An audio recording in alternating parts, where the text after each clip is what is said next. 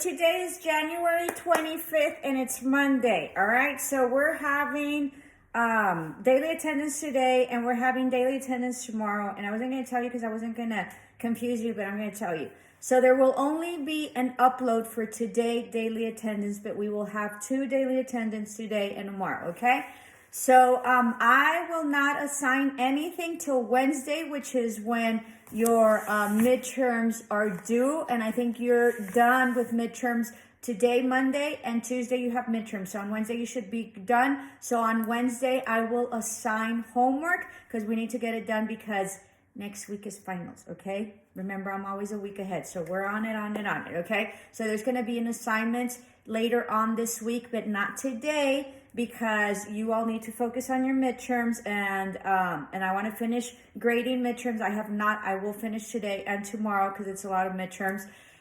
So I will get that done, okay? So upload today, no homework until Wednesday. We will have, let's play it by ear in terms of the team's meeting, because you guys are going to be pretty busy this week and then you have homework. So I'll tell you on Wednesday, but it sort of seems like maybe we might not be having one unless you need one specifically for me, okay? Now, let me tell you, midterms have been extraordinary. I have extraordinarily loved them. Everybody's super creative. I had one student that did a little skit, and she would come out of the closet and doors, and then she would be completely changed because of that's the way the song the interpretation of the song, and that's how the song evolved. So that was really neat. And then I had a student specifically that wanted to present physically to me, so we had a video chat on Friday. So thank you so much to those of my students, but mostly to everybody, because I have had such an extraordinary time with your midterms. Of course, a lot of them are about heartbreak, and they're all very sad, right? But that's okay. So I have really enjoyed the midterm, as I think you all have. And most importantly, I will tell you, I wasn't going to tell you and I was going to do it quick, but I'm going to say this really quick. I had done this type of midterm. I was telling my student that I had a video chat with him, and he had an extraordinary presentation on Friday, and I really enjoyed it because he was really adamant about, Miss, I want to present to you. So I'm very honored that my students, want to do that. And then he had just gotten out of work, and so he took the time after work to set up an appointment with me, and then he presented, and it was a really nice talk, and it was an amazing interpretation. So thank you so much, and I am available for that, okay? So what happened is that this assignment, maybe a year ago or two, I think I'm going on my 4th year, I don't know. Anyway, so I had assigned this assignment, and it was just a disaster. There was one person that cried, so I went and, and I sort of comforted her, and then the whole class thought that they had to cry in order to present to do the presentation, the dream interpretation. And it was a hot mess because they were just crying because they thought that I wanted them to cry, and although some of them did feel it, it was a disaster of an assignment. Okay, so I stopped doing it, and then I started bringing it back in because I really, really enjoy this assignment, and I think it's very creative, and I think that it allows for something fun, something deep, something scholarly, right? Because it really is in addition to it being deep and deep from your soul, it is a very deep and complex assignment, because it's on symbolism, and it's on words, and it's about, sonatas, and it's about, poems and stuff like that. But you guys don't know because this is the way I work, right? So it's a lot about learning a lot of structure, specifically with, presentations, first and foremost. Second, to internalize it. Third, to be able to identify what the words are, because words have underlining meaning, and they're not, some of them are specific to whatever the word is specifically, a translation specifically, but others, and mostly, have an underlying meaning, or they have another meaning that is sort of hidden in the sentence, or the word, or the message, or the statement. And of course, then you go into the symbolism and the interpretations of the symbolism. So it's a very complex assignment, but it's a really fun assignment because it's something that you guys like. It's easy, in the sense that, you speak from the soul, right? And then you sort of really think what it is that it affects you, and how it is that you interpret it, but also go in deeper to see what the songwriter and what the author really meant, okay? Because sometimes we feel like it was it was a specific meaning and it had like a whole different other meaning, okay? I'm really bad at titles and stuff like that, so I can't think of two of them. But there's one that like El Rey, que rueda y rueda in Spanish or whatever. That's sort of like a very macho song, but it has nothing to do with that, and it had something to do with something completely off. So I'm not telling you anything, but anyway, something like that. And then the other one is like Juan Gabriel, that one. Querida, okay, was about his mother. So it was very interesting. So sometimes we think that they're about something else when they're really not, so that's why you need to interpret it yourself and then figure out what the interpretation of that song really was. Anyway, so I've really, really enjoyed it. It's been great. And so we'll be done today. And so I just want to say that I'm just very honored that you took this, presentation, this midterm, with seriousness, and you took it to an incredible level, right? Because you could do whatever you want, and everybody really, for the most part, right?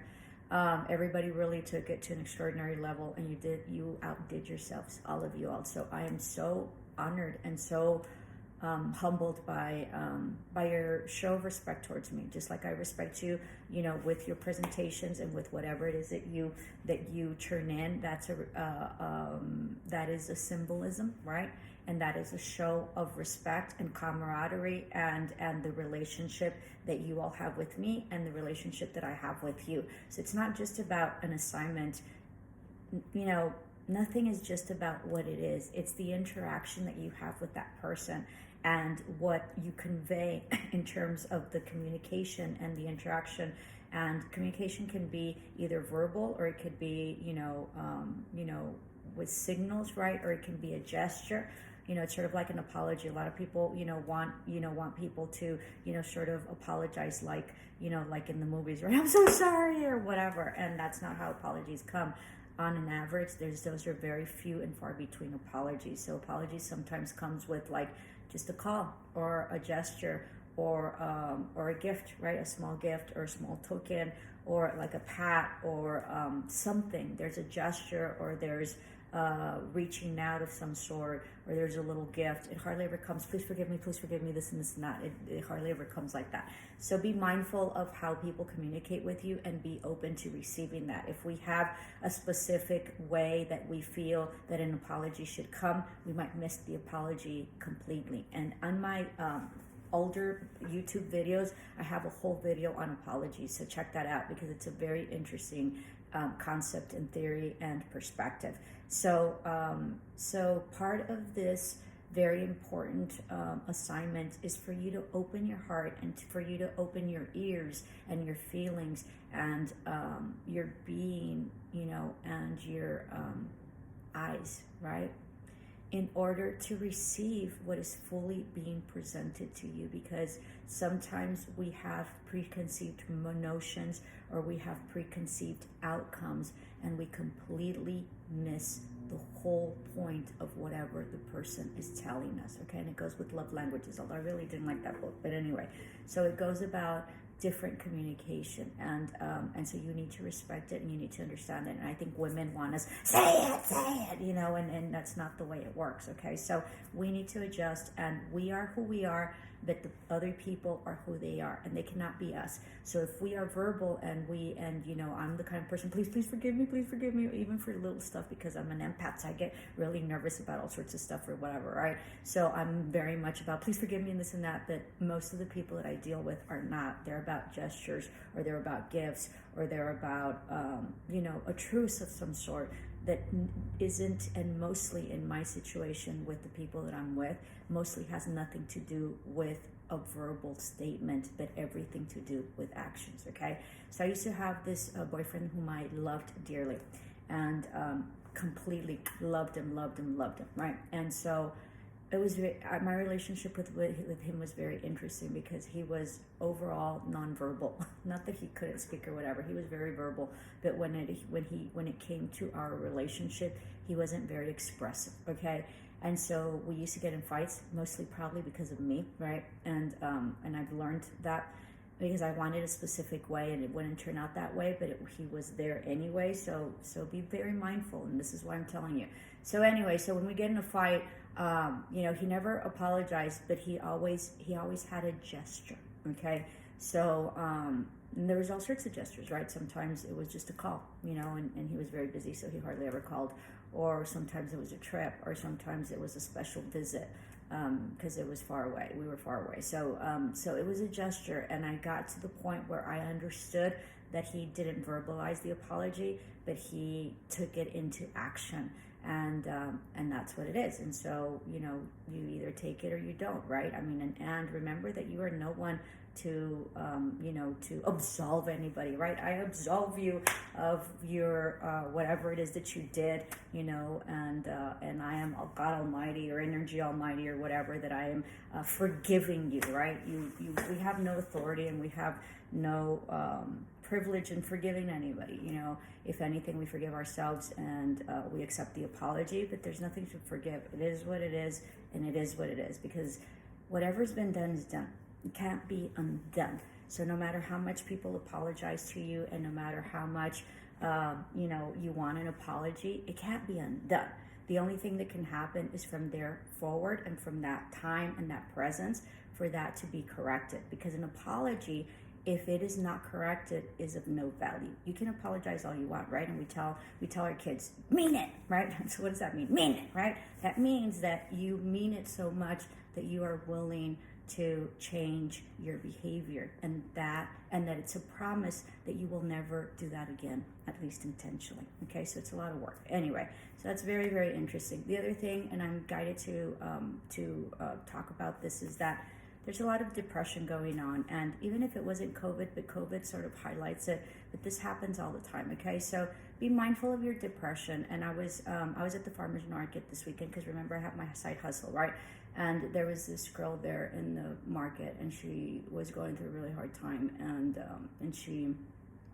I picked up that she was very depressed, and possibly wanting to maybe possibly hurt herself or end something, or end her life. And so I can't stress enough to those of you who are in that stage that it is your responsibility to get through this lifetime until it's done, right? Until you don't cut it short, because maybe you're having a bad day, or maybe you're having a bad week, or maybe you're having a bad year, but that doesn't determine your life, and it doesn't determine what's coming, and it doesn't determine what you're here to be, okay? And part of life is the journey, and that's all that it really matters.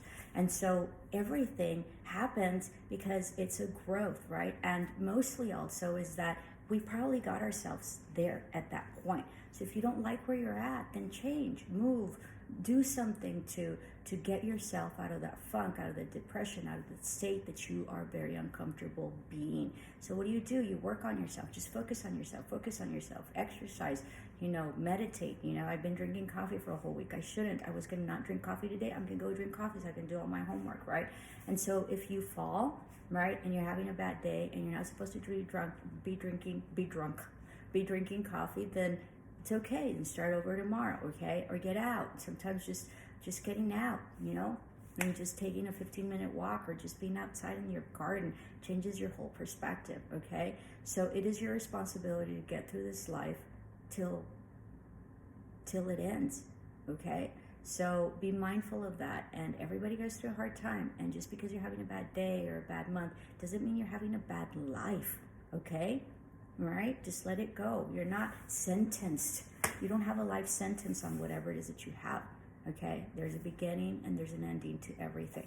All right? And there's a saying in Spanish, no hay tonto, and that's not the word because it's a bad word. No hay tonto que I always say these wrong, like que aguante o I forgot. Anyway, so it sort of seems like there isn't a dumb person that'll take it, or something that'll survive more than like 100 years. That didn't make any sense, but something like that. So everything, there's always an ending and a beginning to everything. So if you're in a really good place, enjoy it, because sometimes you don't have it later, right? Or you don't have that person or whatever. And if you're going through a really hard time, it's just today. All right, it's not forever. Okay. So namaste, much love and light. Daily attendance today, upload today, and you work on your midterms, and we'll talk about your homework on Wednesday, and I'm going to finish midterms today and tomorrow. Okay? Much love and light. Ciao.